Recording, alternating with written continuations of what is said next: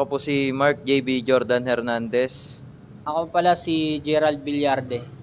Okay, ako naman si Master Cesar Turingan, Cruyay from MTBSA Philippines. Yung preparation po namin is sobrang talagang morning, tatakbo kami, ganun. Tapos tanghali, training din kami. Tapos sa gabi, yung fighters training namin. So minsan 3 beses, minsan naman 2 beses. So sa akin, minsan tumatakbo rin ako, tapos training din dito sa gym. Yung sa preparation namin sa training, as a team of Baldugan fighter, same din kami ng morning jogging, tsaka after jogging, nag-training namin dito sa gym with my master and of course sa mga team Baldugan. Same lang ang namin sa training para sa preparation namin sa aming mga laban. Almost, nung nag-start po ako dito, almost na rin, mga 3 years po bago ako nakatungtong na international at nakakuha po ng medal doon. Ako naman, nag-start ako dito nung after pandemic, mga 2020. Tapos, nag-training ako dito. Nag-start ako nung 3 months ako nag-start ng training, tapos nakalaban na ako ng amateur. Masaya kasi po syempre dala-dala po natin yung Philippines at Team Baldugan, at yun nga po, marami rin yung mga natutuwa sa mga pinakita natin. Yun nga po, masaya po lumaban sa manalo. Parang excited nga, masaya ka kasi na parang yung mga pinaghirapan mo sa training na parang nandito na yung yung ngayon achievement mo. Sa mga sumusuporta po sa amin, sa family ko at sa mga sponsors po, maraming salamat po sa suporta ninyo. At malaki parte po kayo nung laban namin, kasi po kundi din dahil sa tulong nyo, hindi po namin alam kung paano kami makasurvive doon. At maraming salamat po sa mga sumusuporta.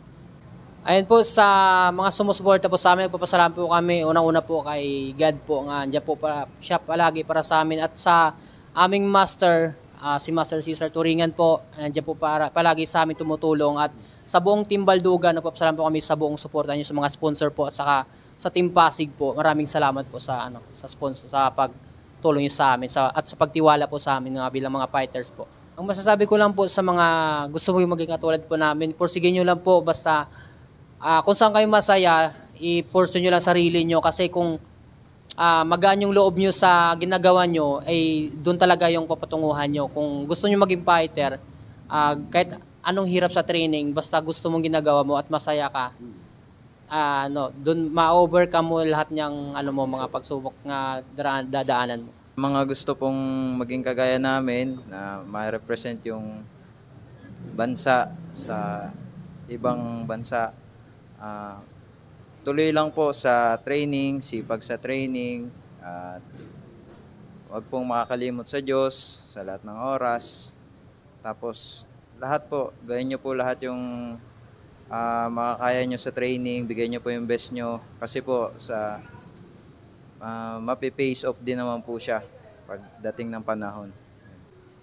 Nag-umpisa yung yung training center natin siguro mga 6 years ago. So nabuo to sa kagustuhan ko na makatulong sa mga kabataan, sa pagtuturo ng martial arts, ng Filipino martial arts at saka ng Muay Thai. So yun yung passion ko. So from regular teaching, sa teacher ako. So inopen ko tong gym na to para makatulong, lalong-lalo na sa mga kabataan, para matuto sila ng self-defense at saka ng martial arts. Okay, masarap yung feeling, lalo na pag nakita mo yung mga bata na walang-wala dati, ngayon ay isa ng champion at nakapagbigay na ng karangalan sa bansa natin sa Pilipinas, yun yung mga reward na hindi mababayaran ng pera. So ang naman natin, ang ginagawa naman natin ay every year, lalo na ngayon, every year nagsisend tayo ng Philippine contingent dito sa World Muay Thai competition sa Thailand. So susubukan natin na yung iba naman, itong mga to nag-champion na, nag-gold na. So susubukan naman natin, marami pa tayong mga tinulungan dito sa Pasig, lalong-lalo na dito sa Pasig, sa lugar natin, marami pa tayong mga fighter na ready lumaban para makapagbigay ng karangalan sa ating bansa. Doon sa mga sumuporta sa amin, sa pamilya namin, no, sa pamunuan ng Destiny Training Center, sa Baldugan Fighting System, mula doon kay sa principal namin kay Mr. Tom Colvin, hanggang doon sa Vice President namin kay Miss Anita Turingan at lahat ng staff dito sa Destiny Training Center, sa mga kaibigan namin, sa mga kliyente namin, sa mga tumulong sa Pasig Government, sa Taguig, sa mga congressman na tumulong sa amin, marami pa, hindi natin masabi lahat, no?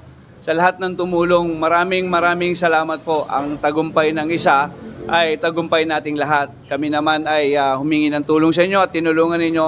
Ngayon po, hindi na po kami mahiya na kapag uwi po tayo ng overall sa Philippines, no, kapag uwi tayo ng 2 championship belt, yung isa galing na dito sa Pasig at yung isa nandun sa Baguio. Tapos 5 gold medals. So maraming salamat sa sumuporta at tumulong. So sana po huwag kayong magsawa dahil ito ay every year gagawa tayo ng mga Philippine contingent, isisend natin sa Thailand para magpakita ng gilas. Doon sa mga interesado mag-training, unang-una sa lahat, kailangan meron kayong disiplina, no? At ito talaga yung gusto nyong sports. Dito naman sa gym, meron tayong program dito para dun sa mga gustong matuto, no? Open yung gym. Meron tayo ditong Muay Thai, meron tayong kickboxing, may boxing tayo, meron tayong arnis, merong taekwondo, merong wrestling, merong mixed martial arts. So nilagay na natin to lahat dito para hindi na kayo magpunta pa sa ibang lugar para matutunan ninyo.